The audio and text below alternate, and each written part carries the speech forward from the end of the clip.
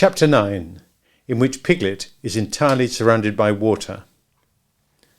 It rained, and it rained, and it rained.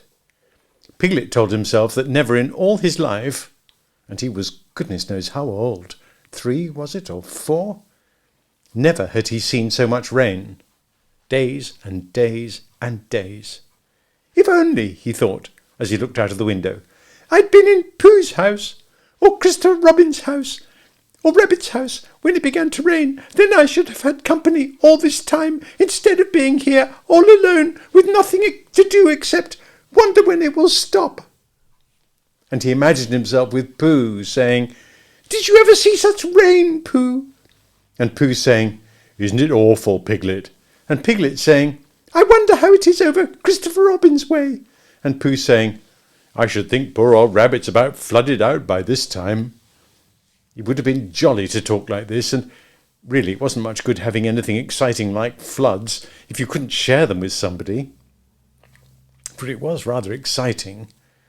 The little dry ditches in which Piglet had nosed about so often had become streams, and the little streams across which he had splashed were rivers, and the river, between whose steep banks they had played so happily, had sprawled out of its own bed and was taking up so much room everywhere that Piglet was beginning to wonder whether it would be coming into his bed soon. It's a little anxious, he said to himself, to be a very small animal entirely surrounded by water. Christopher Robin and Pooh could escape by climbing trees. Kanga could escape by jumping. And Rabbit could escape by burrowing. And Owl could escape by flying. And Eeyore could escape by making a loud noise until rescued. And here I am, surrounded by water, and I can't do anything. It went on raining, and every day the water got a little higher, until now it was nearly up to Piglet's window, and still he hadn't done anything. There's Pooh, he thought to himself. Pooh hasn't much brain, but he never comes to any harm. He does silly things, and they turn out right. There's Owl. Owl hasn't exactly got brain, but he knows things. He would know the right thing to do when surrounded by water. And there's Rabbit. He hasn't learnt in books, but he can always think of a clever plan. There's Kanga. She isn't clever. Kanga isn't. But she would be so anxious about Roo that she'd do a good thing to do without even thinking about it. And then there's Eeyore, and Eeyore is so miserable anyhow that he wouldn't mind about this. But I wonder what Christopher Robin would do.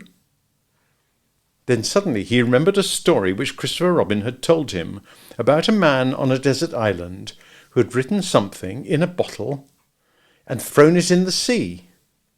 And Piglet thought that if he wrote something in a bottle and threw it in the water, perhaps somebody would come and rescue him. He left the window, began to search his house, all of it that wasn't under water, and at last he found a pencil and a small piece of dry paper and a bottle with a cork to it. And he wrote on one side of the paper, Help! Piglet! Me! And on the other side, It's me, Piglet! Help! Help! Then he put the paper in the bottle, and he corked the bottle up as tightly as he could, and he leant out of his window as far as he could lean without falling in, and he threw the bottle as far as he could throw. Splash!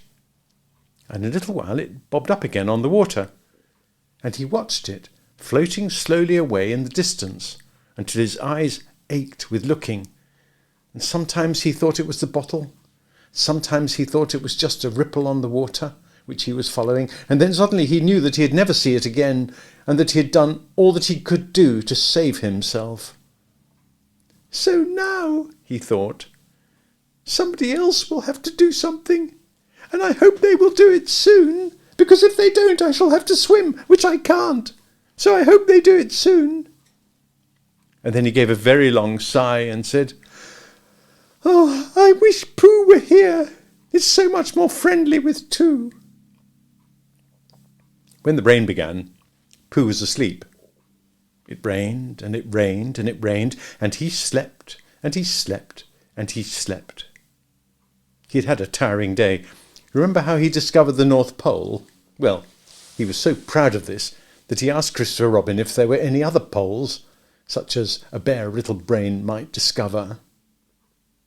"There's a South Pole," said Christopher Robin, "and I expect there's an East Pole and a West Pole, though people don't like talking about them." Pooh was very excited when he heard this and suggested that they should have an expedition to discover the East Pole. But Christopher Robin had thought of something else to do with Kanga, so Pooh went out to discover the East Pole by himself. Whether he discovered it or not, I forget, but he was so tired when he got home that in the very middle of his supper, after he'd been eating for little more than half an hour, he fell fast asleep in his chair, slept and slept and slept. Then suddenly he was dreaming. He was at the East Pole, and it was a very cold pole with the coldest sort of snow and ice all over it. He had found a beehive to sleep in, but there wasn't room for his legs, so he had left them outside, and wild woozles, such as inhabit the East Pole, came and nibbled all the fur off his legs to make nests for their young, and the more they nibbled, the colder his legs got, till suddenly he woke up with an "ow!" and there he was, sitting in his chair, with his feet in the water, and water all round him. He splashed to his door and looked out. "This is serious," said Pooh. "I must have an escape." So he took the largest pot of honey and escaped with it to a broad branch of his tree, well above the water, and then he climbed down again and escaped with another pot. And when the whole escape was finished, there was Pooh sitting on his branch, dangling his legs, and there beside him were 10 pots of honey. 2 days later, there was Pooh sitting on his branch, dangling his legs, and there beside him were 4 pots of honey. 3 days later, there was Pooh sitting on his branch, dangling his legs, and there beside him was 1 pot of honey. 4 days later, there was Pooh. And it was on the morning of the 4th day that Piglet's bottle came floating past him. And with one loud cry of "Honey!" Pooh plunged into the water, seized the bottle, and struggled back to his tree again. "Bother," said Pooh as he opened it. "All that wet for nothing. What's that bit of paper doing?" He took it out and looked at it. "It's a message," he said to himself. "That's what it is. And that letter is a P. And so is that, and so is that, and P means Pooh. So it's a very important message to me, and I can't read it. I must find Christopher Robin, or Owl, or Piglet, one of those clever readers who can read things, and they will tell me what this message means. Only I can't swim. Bother." Then he had an idea, and I think that for a bear of very little brain, it was a good idea. He said to himself, "If a bottle can float, then a jar can float, and if a jar floats, I can sit on the top of it, if it's a very big jar." So he took his biggest jar and corked it up. "All boats have to have a name," he said, "so I shall call mine the Floating Bear." And with these words, he dropped his boat into the water and jumped in after it. For a little while, Pooh and the Floating Bear were uncertain as to which of them was meant to be on the top. But after trying 1 or 2 different positions, they settled down with the Floating Bear underneath and Pooh triumphantly astride it, paddling vigorously with his feet. Christopher Robin lived at the very top of the forest. It rained, and it rained, and it rained, but the water couldn't come up to his house. It was rather jolly to look down into the valleys and see the water all around him, but it rained so hard that he stayed indoors most of the time and thought about things. Every morning he went out with his umbrella and put a stick in the place where the water came up to. And every next morning he went out and couldn't see his stick any more. So he put another stick in the place where the water came up to, and then he walked home again, and each morning he had a shorter way to walk. than he had had the morning before. On the morning of the 5th day, he saw the water all round him, and he knew that for the first time in his life he was on a real island, which is very exciting. It was on this morning that Owl came flying over the water to say, "How do you do?" to his friend Christopher Robin.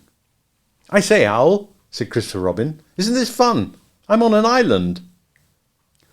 "The atmospheric conditions have been very unfavourable lately," said Owl. "The what?" "It's been raining," explained Owl. "Yes," said Christopher Robin, "it has." "The flood level has reached an unprecedented height." "The who?" "There's a lot of water about," explained Owl. "Yes," said Christopher Robin, "there is." "However, the prospects are rapidly becoming more favourable at any moment." "Have you seen Pooh?" "No, at any moment." "I hope he's all right," said Christopher Robin. "I've been wondering about him. I expect Piglet's with him. Do you think they're all right, Owl?" "I expect so. You see, at any moment—" "Do go and see, Owl, because Pooh hasn't got very much brain. He might do something silly. And I do love him so, Owl. Do you see, Owl?" "That's all right," said Owl. "I'll go. Back directly." And he flew off. And in a little while he was back again. "Pooh isn't there," he said. "Not there?" "He's been there. He's been sitting on a branch of his tree outside his house with 9 pots of honey, but he isn't there now." "Oh, Pooh!" cried Christopher Robin. "Where are you?" "Here I am," said a growly voice behind him. "Pooh!" They rushed into each other's arms. "How did you get here, Pooh?" asked Christopher Robin when he was ready to talk again. "On my boat," said Pooh proudly. "I had a very important message sent me in a bottle, and owing to having got some water in my eyes, I couldn't read it. So I brought it to you, on my boat." With these proud words he gave Christopher Robin the message. "But it's from Piglet!" cried Christopher Robin when he had read it. "Isn't there anything about Pooh in it?" asked Bear, looking over his shoulder. Christopher Robin read the message aloud.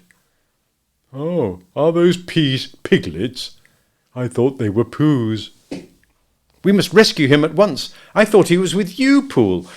Owl, could you rescue him on your back?" "I don't think so," said Owl, after grave thought. "It is doubtful if the necessary dorsal muscles—" "Then would you fly to him at once and say that rescue is coming, and Pooh and I will think of a rescue and come as quick as ever we can. Oh, don't talk, Owl. Go on, quick." And still thinking of something to say, Owl flew off. "Now then, Pooh," said Christopher Robin, "where's your boat?" "I ought to say," explained Pooh, as they walked down to the shore of the island, "that it isn't just an ordinary sort of boat. Sometimes it's a boat, and sometimes it's more of an accident. It all depends." "Depends on what?" "On whether I'm on top of it or underneath it." "Oh, well, where is it?" "There," said Pooh, pointing proudly to the floating bear.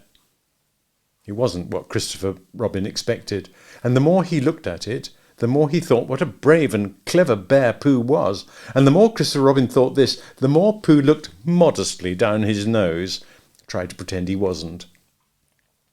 "But it's too small for 2 of us," said Christopher Robin sadly.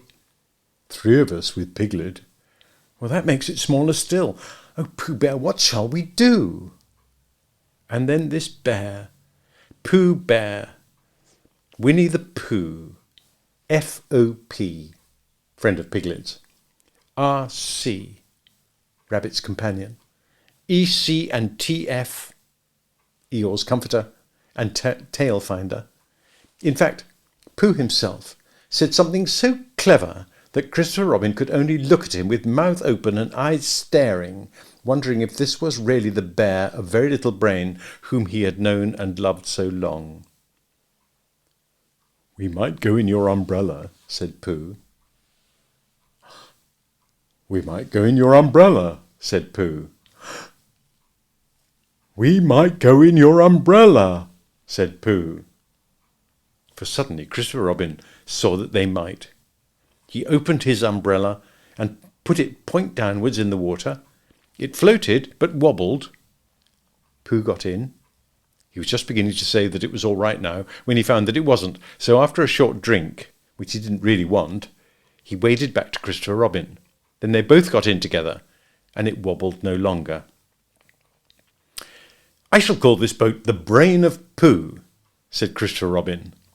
And the Brain of Pooh set sail forthwith in a southwesterly direction, revolving gracefully.